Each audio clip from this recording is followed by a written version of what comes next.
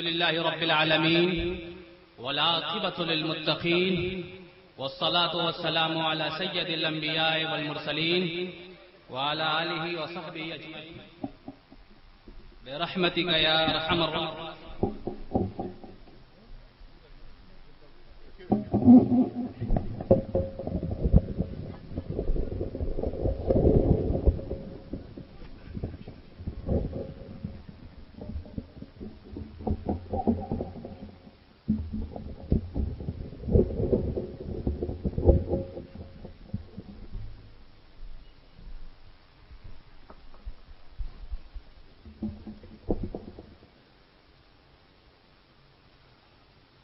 أما بعد أعوذ بالله من الشيطان الرجيم. بسم الله الرحمن الرحيم.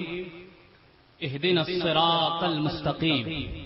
صدق الله مولانا العظيم وبلغنا رسوله النبي الأمين الكريم الرؤوف الرحيم ونحن على ذلك لمن الشاهدين والشاكرين والحمد لله رب العالمين. منبر رسول پر رونق افروز علماء ملت اس محفل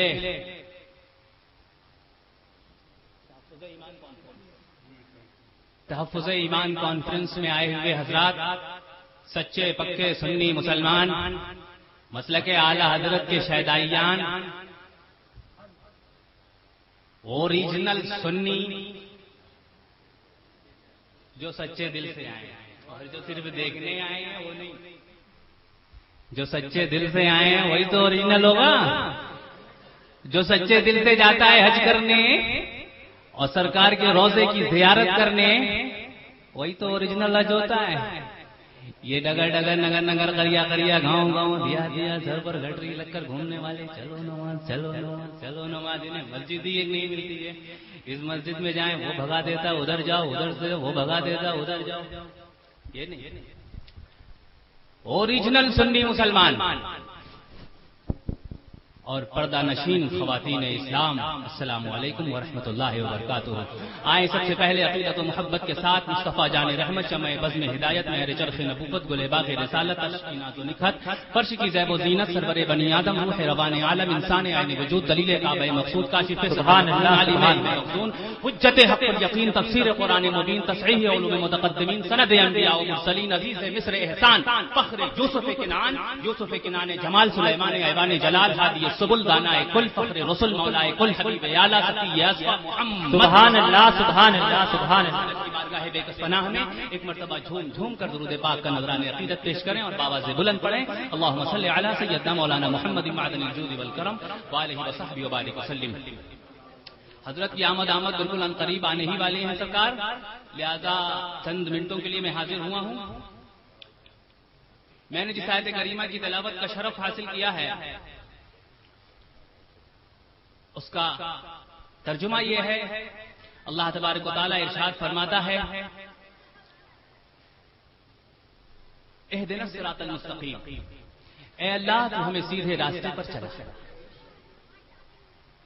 اے اللہ تو ہمیں سیدھے راستے پر چلا. وابڑوں نے کیا ہے دکھا، ہمارے اعلی حضرت نے کیا ہے چلا. مطلب کیا ہوا؟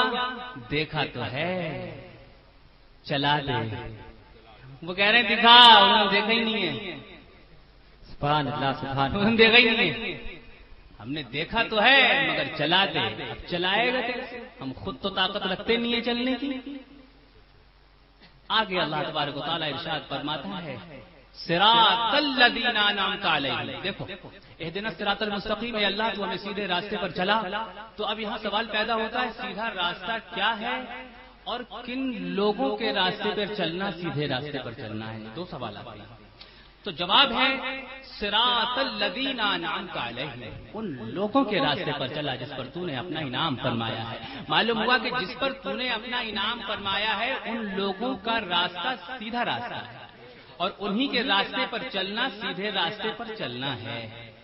یہیں سے تقلید کا بھی ثبوت ملتا ہے کہ جن لوگوں پر اللہ نے انعام کیا ان کے راستے پر چلو، ڈائریکٹ مت چلو، ڈائریکٹ مت جاؤ، ڈائریکٹ مت کام کرو، ان لوگوں کے راستے پر چلو جس پر تو نے انعام کیا. اچھا انعام کس پر کیا ہے؟ من النبیین والصدیقین والشہداء والصالحین. اللہ کا انعام نبیین پر ہے، صدیقین پر ہے، شہداء پر ہے، صالحین پر ہے. اب صالحین کے دو گروپ ہوتے ہیں. ایک گروپ جس نے باب شریعت میں کارہائے نمایاں انجام دیے، ایک وہ گروپ جس نے باب طریقت میں کارہائے نمایاں انجام دیے ہیں۔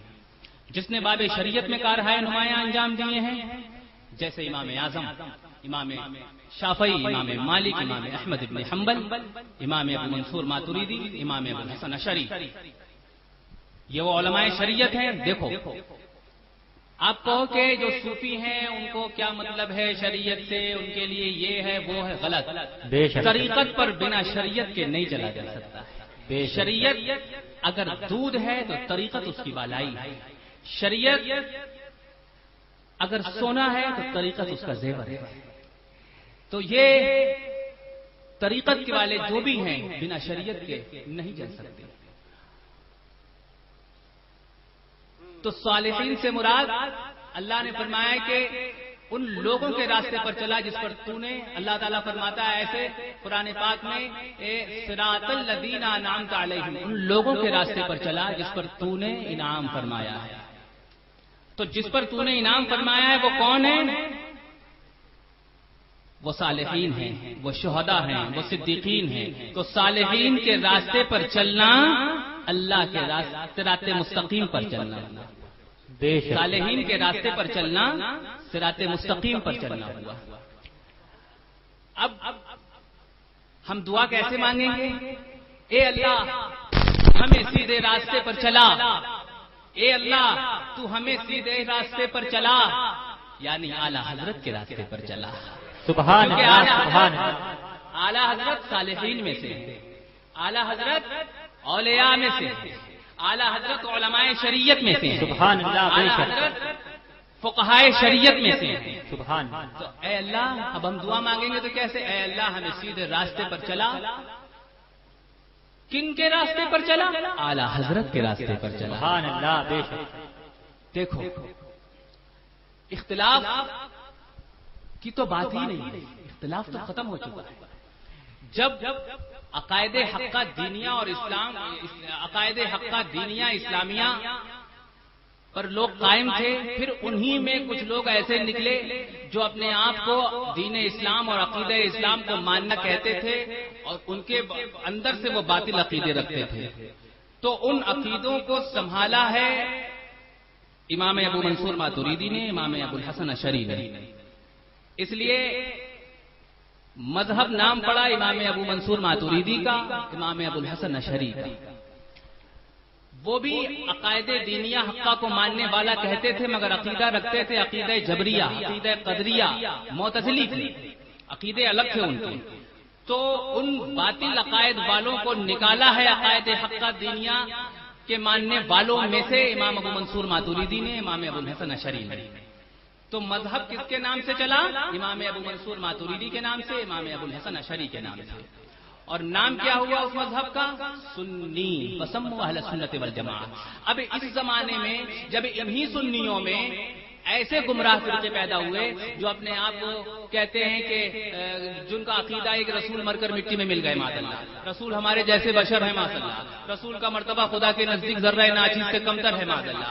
جب ایسے ٹچھے پیدا ہوئے اور اپنے آپ کو سنی کہنے لگے تو امام اہل سنت فاضل بریلوی رضی اللہ تبارک و تعالی عنہ نے اس پر فتویٰ لکھا اور ان کے عقائد باطلہ کو ثابت کیا، اور ثابت کرنے کے بعد ان عقائد باطلہ پر جو فتوی کفر ثابت فرمایا اس فتوی کفر کو علماء حرمین کے سامنے پیش کیا، مکہ المکرمہ میں پیش کیا، اور پوری دنیا کے علماء ملت اسلامیہ چاروں مذہبوں کے، مذہب امام اعظم، مذہب امام مالک، مذہب امام شافعی، مذہب امام احمد بن حنبل، چاروں مذہبوں کے علماء وہاں جمع ہوتے تھے۔ ان تمام نے جب اس فتوی کو دیکھا ہے تو کہا ہے اے امام احمد رضا تمہارا فتویٰ حق ہے اور یہ کافر ہیں، ومن شک فی کفرہ وعذابہ فقد کفر، جس نے ان کے کفر و عذاب میں شک کیا وہ بھی کافر و مرتد ہے۔ ان وہابیوں کو، ان قادیانیوں کو، ان دیوبندیوں کے کفر و ارتداد پر فتویٰ حضرت نے دیا ہے اور اس پر تمام علماء حرمین نے دستخط کر کے تصدیق کر کے یہ اعلان کر دیا ہے اجماعی طور پر کہ پوری دنیا کے جتنے وہابی جو یہ عقیدہ رکھتے ہیں، پورے دنیا کے جتنے قادیانی جو یہ عقیدہ رکھتے ہیں، پورے دنیا کے جتنے دیوبندی جو یہ عقیدہ رکھتے ہیں، وہ تمام کے تمام کافر و مرتد ہیں، اور جو ان کے کفر و ارتداد میں شک کرے وہ بھی بے شک نعرہ تکبیر، نعرہ رسالت، مسلک اعلی حضرت، آمد حضور تاج الشریعہ، تحفظ ایمان کانفرنس۔ تو اعلی حضرت کے مسلک کو لمیٹڈ مت کرو۔ اعلی حضرت کا مسلک کس بارے میں ہے کہ رسول اعظم صلی اللہ علیہ وسلم ہمارے جیسے بشر نہیں ہیں، ہمارے جیسے نہیں ہیں۔ بے شک سرکار اعلی حضرت کا مسلک کیا ہے کہ خدا کے نزدیک رسول اعظم صلی اللہ علیہ وسلم کی عزت ہے، ذرہ ناچیز سے کمتر نہیں ہے۔ ہمارا مسلک کیا ہے؟ اللہ کے رسول کو علم غیب ہے۔ ہمارا مسلک کیا ہے کہ رسول اللہ تعالی جھوٹ نہیں بول سکتا، یہ ہمارا مسلک ہے۔ تو اب ہم کہیں کہ مسلک اعلی حضرت سے مراد صرف مذہب امام اعظم ہے تو یہ لمیٹڈ ہو گیا۔ ارے مسلک اعلی حضرت سے مراد مذہب امام اعظم بھی ہے، مذہب امام شافعی بھی ہے، مذہب امام مالک بھی ہے، مذہب امام احمد بن حنبل۔ بے شک حق ہے، بے شک عقائد حقہ دنیا میں مذہب اعلی حضرت ہی ہوگا، وہ شافعی ہو، وہ مالکی ہو، وہ حنبلی ہو، وہ حنفی ہو۔ جب بات عقائد حقہ دینیا اسلامیہ کی آئے گی، جب بات اس کے رسالت کی آئے گی تو نعرہ شافعی بھی مسلک اعلی حضرت کا لگائے گا، ہاں نعرہ حنبلی بھی مسلک اعلی حضرت کا لگائے گا، نعرہ مالکی بھی مسلک اعلی حضرت کا لگائے گا۔ سبحان اللہ، سبحان کیونکہ مسلک اعلی حضرت سے عقائد حقہ دنیا میں مراد رسالت ہے، اور اگر کوئی بھی مذہب کا ماننے والا ہو، چاہے وہ شافعی ہو، مالکی ہو، حنبلی ہو، جب تک وہ عشق رسالت اس کے دل میں نہ ہوگی، عظمت مصطفیٰ اس کے دل میں نہ ہوگی، وہ سچا حنفی نہیں ہے، وہ سچا شافعی نہیں ہے، وہ سچا مالکی نہیں ہے، وہ سچا حنبلی نہیں ہے، کیونکہ عشق رسالت کے تحفظ، ناموس رسالت کے چراغ کو دل کے خانے میں چلانے والی چیز کا نام مسلک اعلی حضرت ہے۔ سبحان اللہ، بے شک سبحان اللہ۔ اب میں کہنا چاہتا ہوں کہ جب مسلک اعلی حضرت اس زمانے میں امتیاز ہے، کیونکہ وہ نگر والے بھی اپنے آپ کو سنی کہتے ہیں، دیوبندی